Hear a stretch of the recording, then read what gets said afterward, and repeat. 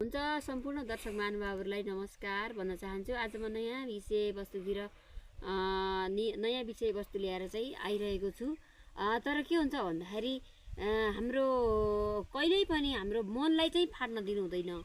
तर लुगा चाहिँ फाटोस्, तर लुगा फाटे पनि हामीले अर्को नयाँ लुगा किनेर लगाउन सक्छौँ। तर मन फाट्यो भने हामी केही पनि गर्न सक्दैनौँ। त्यस कारणले मन भनेको एउटा ड्राइभर हो। एउटा ड्राइभर अलिकति नजानेको भयो भने, ऊ तालिम प्राप्त भएन भने हजारौँ मान्छेहरू दुर्घटना पर्न सक्छन्। हो, मन भनेको पनि त्यस्तै हो। यो मन पनि हाम्रो एकदम राम्रो भएन भने, मनमा अनेक तरहका नराम्रा नेगेटिभ थट्सहरू आयो भने मान्छेहरू दुर्घटनामा परे जस्तै मनले पनि दुर्घटना पार्छ। त्यस कारणले हामीले आफ्नो मनलाई कसरी सन्तुलन गर्न सक्छौँ त?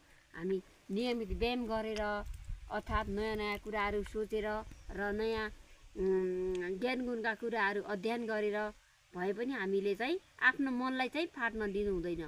तर मन फाट्यो भने कहिल्यै पनि न त सिराउन सकिन्छ, न त चेन्ज गर्न सकिन्छ।